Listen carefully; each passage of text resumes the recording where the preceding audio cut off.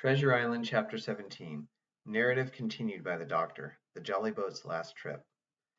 This fifth trip was quite different from any of the others. In the first place, the little gallipot of a boat that we were in was gravely overloaded. 5 grown men, and 3 of them, Trelawney, Redruth, and the captain, over 6 feet high, was already more than she was meant to carry. Add to that the powder, pork, and bread bags. The gunwale was lipping astern.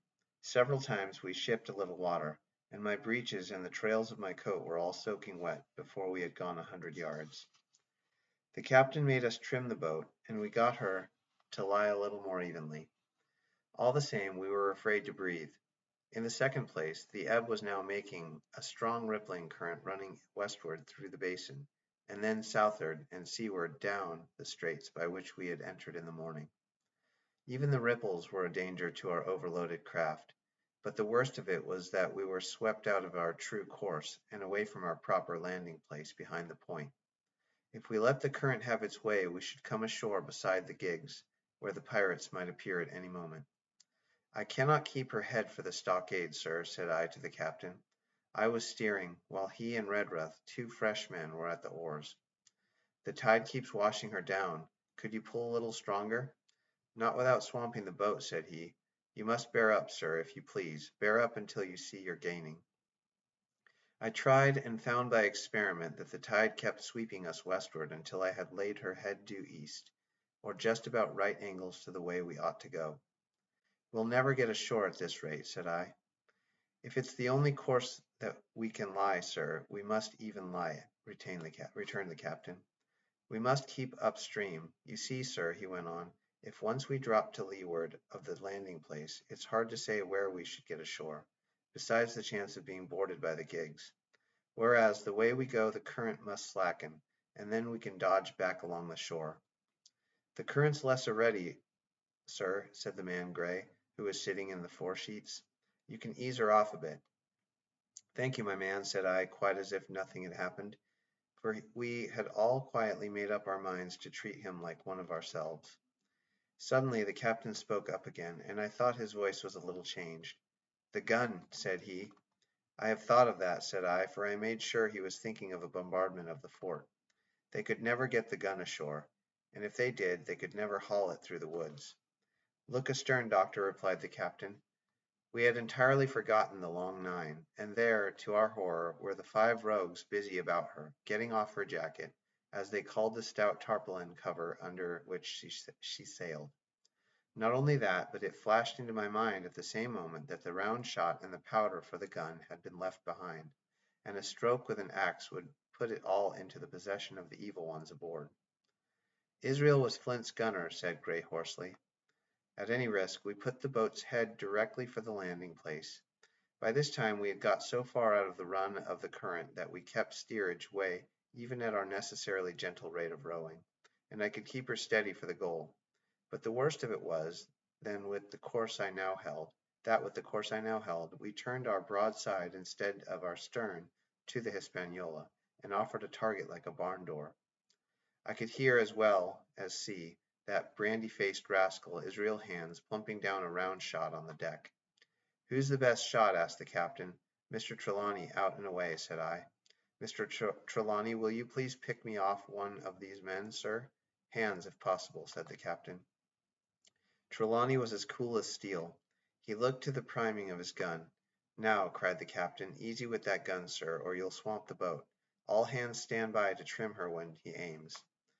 The squire raised his gun, the rowing ceased, and we leaned over to the other side to keep the balance, as all was so nicely contrived that we did not ship a drop.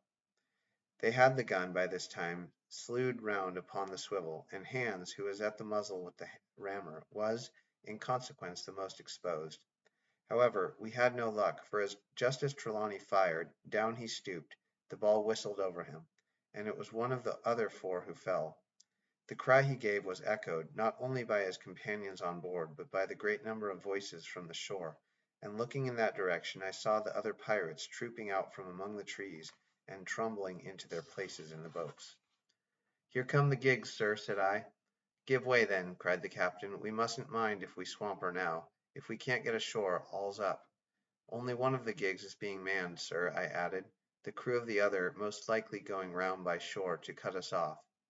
"They'll have a hot run, sir," returned the captain. "Jack's ashore, you know. It's not them I mind, it's the round shot. Carpet bowls. My lady's maid couldn't miss. Tell us, squire, when you see the match, and we'll hold water." In the meanwhile we had been making headway at a good pace for a boat so overloaded, and we had shipped but little water in the process.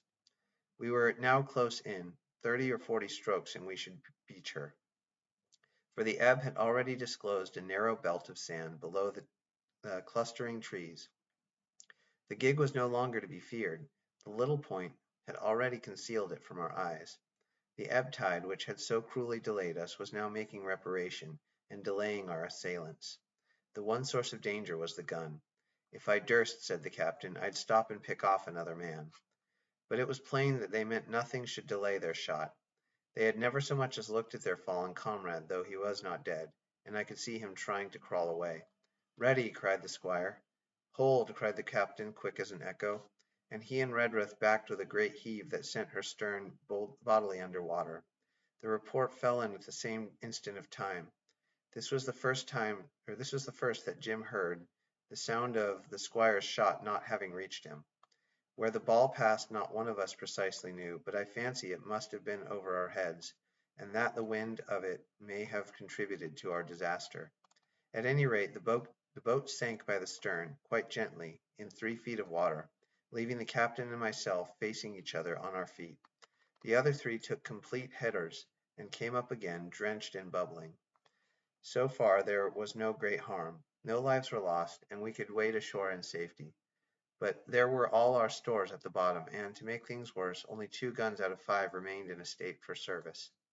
Mine I had snatched from my knees, and held over my head, by a sort of instinct. As for the captain, he had carried his over his shoulder by a bandolier, and, like a wise man, lock uppermost. The other 3 had gone down with the boat. To add to our concern, we heard voices already drawing near us in the woods along shore, and we had not only the danger of being cut off from the stockade in our half-crippled state, but the fear before us whether, if Hunter and Joyce were attacked by half a dozen, they would have the sense and conduct to stand firm. Hunter was steady, that we knew.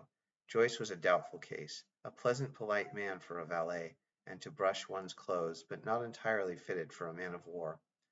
With all this in our minds, we waded ashore as fast as we could, leaving behind us the poor jolly boat, and a good half of all our powder and provisions.